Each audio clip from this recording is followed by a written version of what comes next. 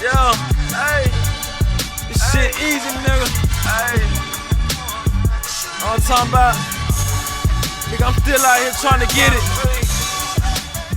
Contender Regime Boxing checking back in with y'all, man. So SHAKUR Stevenson has a date, December 12th, versus an unnamed opponent.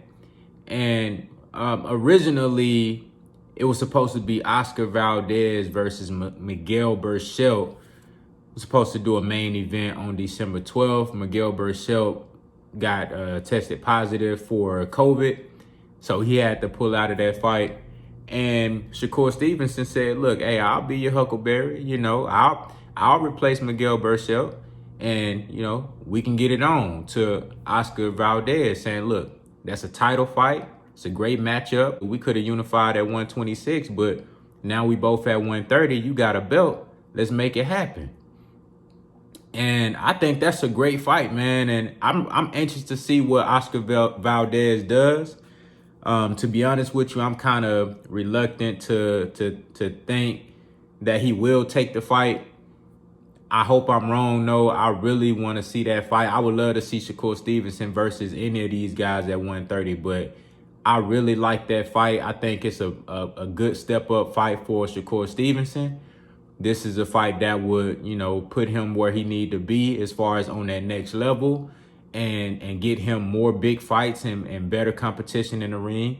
You know, there has been a lot of guys at 126 that was avoiding SHAKUR Stevenson, and Oscar Valdez was on top of that list. You know, so I think this is a fight that they got to make happen. I don't see why Oscar Valdez wouldn't fight SHAKUR Stevenson. Why not? You don't have a better opponent than SHAKUR Stevenson that can step in for December 12th. And like SHAKUR said, look, you've been under a full training camp. You're still over a month until the fight comes. You know what I'm saying? So you already in shape. You got your training camp underway. You doing your thing. You good. You en route. And, you know, SHAKUR Stevenson can come in and replace Miguel Berchelt. And shit, to be honest with you, that's a way better fight. That's a way better fight. I mean, at least you getting a way better opponent. You know what I'm saying? You're going to get more strikes for beating SHAKUR Stevenson than you would beating Miguel Berchelt. And Berchelt can fight. You know, I would love to see the winner of this fight Miguel Berchelt. That's a great fight for SHAKUR Stevenson or Oscar Valdez. You know, so I don't see why Valdez would turn down this fight. You 28-0, 22 knockouts. You been in the game doing your thing, man. And shit, why not go ahead and jump in there with that young Thundercat SHAKUR Stevenson? Why not? You know, out of all these young fighters, I'm talking about Devin Haney, even Tank Davis. And I think Tank Davis is he's on another level right now as far as experience, as far as, you know, his time in the game as a professional, and, you know, the things that he's seen and the things that he's done in the game so far. He's a little bit above, and he's older. You know, he's 25.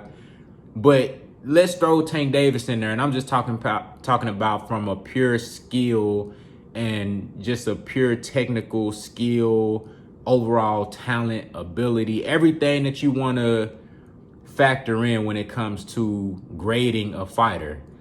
All these young guys, Devin Haney, Tank Davis, SHAKUR Stevenson, Teofimo Lopez, Ryan Garcia, any of these young guys that's in and around, you know, between 130 and 147, all of these guys, SHAKUR Stevenson, to me, is on another level. I think SHAKUR Stevenson is the best out of all these young fighters. I think he's the most polished fighter. I think he's the most skilled fighter. I think he has the better mental, the better mental makeup. You know, I think he's just a strong fighter mentally, very focused. You know, he can do everything, man. He can do everything. He is just a fun fighter to watch if you really enjoy the fundamentals of the sport of boxing. If you like to see crisp jabs, if you like to see short, crisp, accurate punches with power, if you like to see beautiful, blistering combinations, if you like to see the jab to the solar plexus, if you like to see great ring IQ, distance control, he's one of the best when it comes to distance control. And that's tough when he's a southpaw and you got to fight a southpaw. It's already an awkward matchup for you. Then on top of that, he's a master at controlling the distance. That's tough. He literally picked guys apart from the outside. But on top of that, he's a very skilled inside fighter. He can fight on the inside and give you the angles. You know what I'm saying? He'll be in front of you 1 second, and then next thing you know, he on the side of you, punching you in your stomach with a little short left, a short straight left. You know what I'm saying? Taking all the air out of your body. You feel me? So, and his defense is crazy. You don't see him get hit with a lot of shots. And I just feel like SHAKUR Stevenson is on another level above all of these young fighters.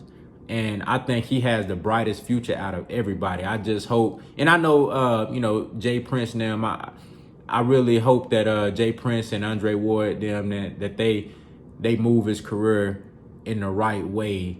Because he over there with Top Rank, and we know how Bob Arum do and how Top Rank do with these, these young black brothers. You dig what I'm saying? So I hope they move him right, man. He got the, the right tutelage and game over there with Stevenson. I mean, with Jay Prince and with Andre Ward, and then also he get tutelage from Bud Crawford as well. So I hope on the business side they're able to make sure that he get the fights that he need to put him where he need to be. But as far as in the ring, skill-wise, man, I don't see nobody beating SHAKUR Stevenson for a long time. That dude right there, honestly, I think the biggest fight ultimately at 130 is going to be SHAKUR Stevenson and Tank Davis. That, to me, that's going to be the biggest and the best fight that could possibly be made. I don't see nobody other than SHAKUR Stevenson beating Tank, and I don't see nobody other than Tank beating SHAKUR Stevenson. I mean, that's a huge fight later on down the line. So, but SHAKUR got to get the fights. He got to get these. He got to be able to secure these guys. And he's still young. He's still, building up his resume. Only 13. What is he? 13-0 with 8 knockouts. You know what I'm saying? But he's one of those guys. Been through the Olympics. Was one fight away from being a gold medalist. He's one of those guys that got the pedigree. He's put in the work. He's cut above the rest. You dig me? He's just different.